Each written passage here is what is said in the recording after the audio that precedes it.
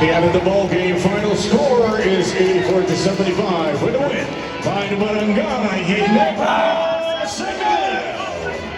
Magandang gabi po. Maraming salamat sa pagtangkilik sa inyong PBA Solid!